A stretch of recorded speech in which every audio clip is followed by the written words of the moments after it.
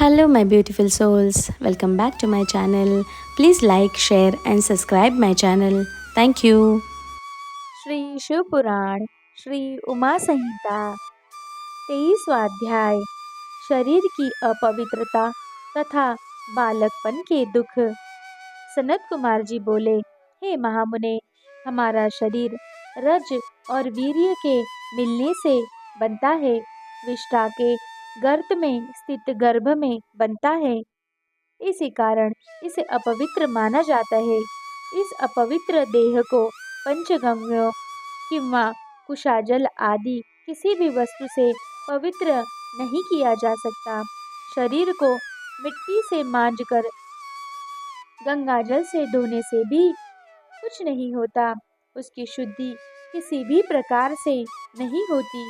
जिस प्रकार मलिन आत्मा अनेक वर्षों तक भटकती रहती है, उसे किसी भी प्रकार से मुक्ति नहीं मिलती। दूषित पुरुष अग्नि की परिक्रमा एवं हवन यज्ञ आदि से भी पवित्र नहीं होते। मंदिरों एवं अन्य तीर्थ स्थानों पर निवास करने वाले जीव भी अपने कर्मों का फल भोगते रहते हैं। उन्हें वहां भी पवित्रता एवं शुद्धि नहीं मिलती। शुद्ध भावना से ईश्वर की स्तुति में लीन रहकर जीवन बिताने से ज्ञान की प्राप्ति होती है। ज्ञान से हमारा हृदय शुद्ध हो जाता है। ज्ञान रूपी जल एवं वैराग्य रूपी मृत्तिका से उसे शुद्धि प्राप्ति होती है। हमारा शरीर तो अपवित्र है, यह जानकर और समझकर मनुष्य यदि शांति से विचार करे तो उसे ज्ञान मिल जाता है।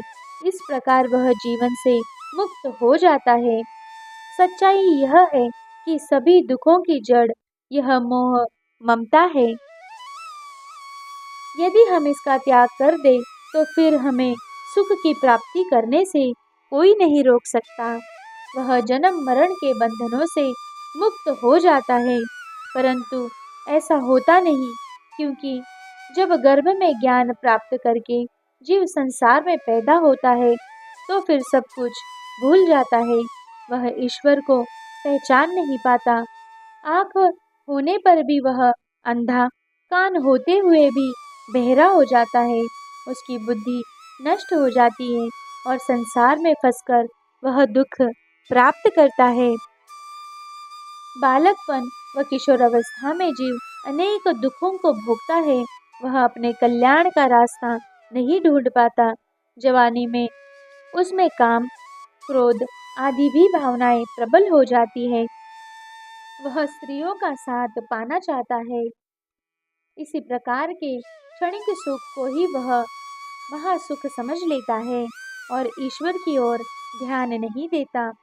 वह सांसारिक बंधनों में बंधकर अनेक दुखों को भोगता रहता है।